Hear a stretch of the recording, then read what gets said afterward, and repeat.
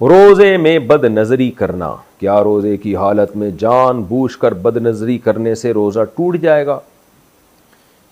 بد نظری کرنے سے روزہ ٹوٹتا تو نہیں ہے، لیکن روزے کا ثواب اتنا کم ہو جاتا ہے کہ ٹوٹنے کے قریب ہی ہو جاتا ہے وہ. جیسے کہ حدیث میں آتا ہے کہ آپ صلی اللہ علیہ وسلم نے کچھ خواتین کو کہا کہ تمہارا روزہ نہیں ہے. انہوں نے کہا کہ ہم نے تو روزہ رکھا ہے. آپ نے ان کو حکم دیا، انہوں نے الٹی کی ہے تو گوشت کے لوتھڑے نکلے اس میں سے. آپ نے فرمایا تم نے کسی کی غیبت کی ہے.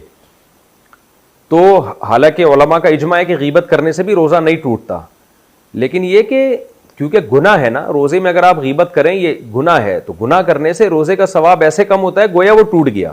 تو نبی صلی اللہ علیہ وسلم کے معجزے کے طور پر اللہ نے دکھا دیا کہ بھئی دیکھو یہ تو ٹوٹ گیا، تم نے تو گوشت کھایا مردہ بھائی کا.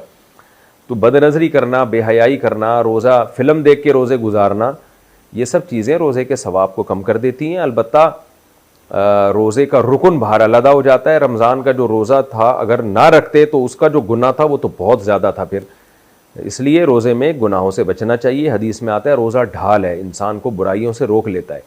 اور آپ صلی اللہ علیہ وسلم نے یہ بھی فرمایا کہ رب صائم لیس لہم فی الصیام الا الجوع ورب قائم لیس لہم فی القیام الا السحر او کما قال صلی اللہ علیہ وسلم. پورے الفاظ حدیث کے عربی میں مجھے یاد نہیں ہے.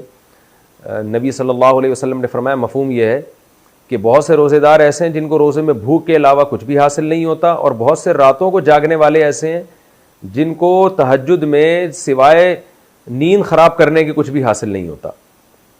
تو مطلب یہ کہ یہ لوگ ہیں جو روزہ رکھ کے بھی گناہ نہیں چھوڑتے، تہجد پڑھ کے بھی گناہ نہیں چھوڑتے.